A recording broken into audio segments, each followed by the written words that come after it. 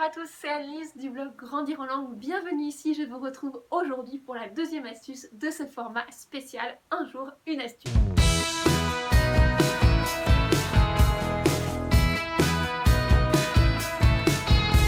Alors aujourd'hui, on va parler d'objectifs.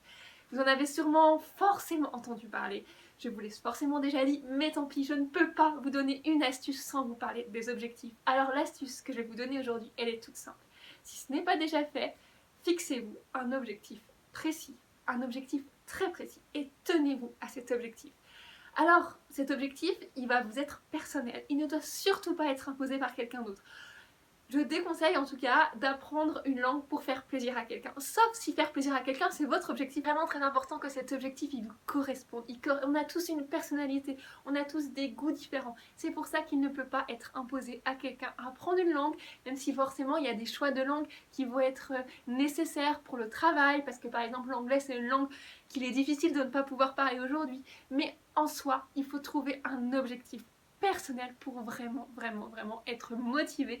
C'est ça qui vous aidera tous les jours, c'est ça qui vous aidera à vous relever quand vous tombez parce que ça n'empêchera pas les échecs.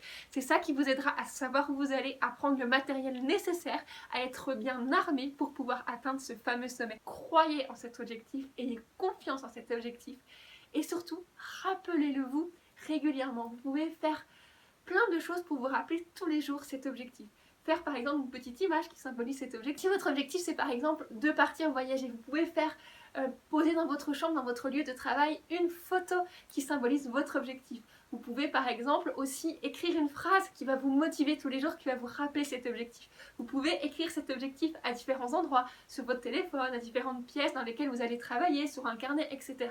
Le plus de fois vous allez vous rappeler cet objectif, à chaque fois si c'est possible que vous commencez une séance d'apprentissage. Ça va être important, surtout, notamment dans les moments où il va y avoir un peu de mou, où vous allez dire non, j'y arriverai jamais. Vous rappelez cet objectif, ça va pas empêcher les obstacles, ça va pas empêcher les échecs, mais ça va vous rappeler, vous savez où vous allez. Cet objectif qui vous permettra de vous entourer des bonnes personnes, d'aller chercher les coéquipiers dont vous avez besoin pour avancer sur ce sommet. Rappelez-vous, j'aime bien finir avec ça, vous pouvez forcément réussir en langue, que ce soit vous ou vos enfants.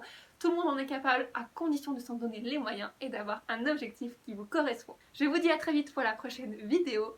Et d'ici là, prenez soin de vous. Ciao! Pour être tenu au courant des prochaines vidéos, pensez à vous abonner à la chaîne, à bien activer les notifications, comme ça vous saurez, vous êtes sûr de ne rater aucune astuce pour ce mois de décembre. Je vous rappelle également que j'ai créé un kit d'activités avec des idées de jeux d'activités gratuits que vous pouvez télécharger juste en cliquant sur le lien en dessous de la vidéo.